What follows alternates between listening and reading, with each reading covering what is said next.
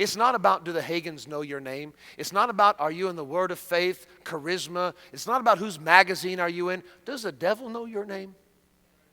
Does the devil know who you are? When you stand and speak to sickness, disease, pain, poverty, does the enemy know who you are? Or are you more concerned about the recognition of man than the approval and the recognition of heaven? Because when we came out of Rhema, there weren't nobody to recognize us. There was no RMAI. There was no auditorium to speak in. Man, we walked across on plywood, mud.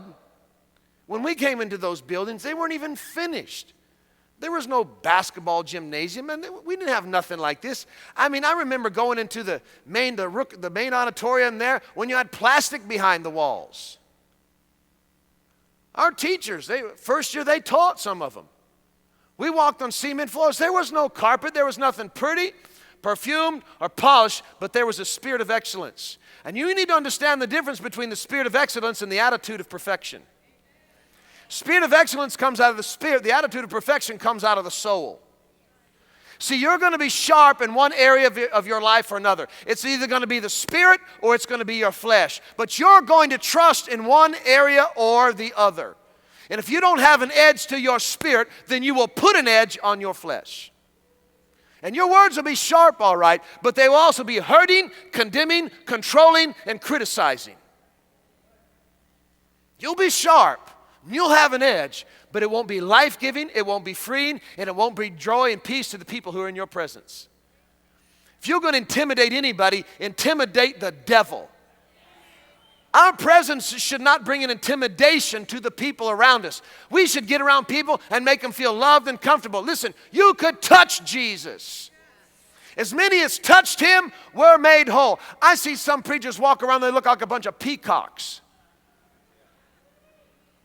My number one job is to get you to know who Jesus is. He's your answer. He's your healer. My words, my actions are to demonstrate him and bring you to a dependence upon him, not me. And I have to have an edge in my life to bring that to pass. And it has to be a spiritual edge, not a soulish one. We need to honor, we need to respect men of God. But let me tell you, we got our problems and we have to deal with things just like you. This guy on television said, I'll never have any kind of pain. Let me tell you, I just turned it off. I said, you know what, that's not real. Put out that kind of teaching. You're not giving people real things to follow.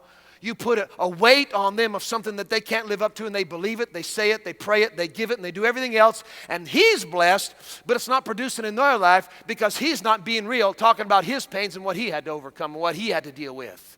We all deal with things, and we need that edge so we go through it in life. But you've got to have friends. You've got to have relationships. You've got to have people that you can call up and say, hey, I'm not doing real well. You can have private pain, but your death will be public. You can suffer alone, or you can get real and let someone into your life and let them speak into your life.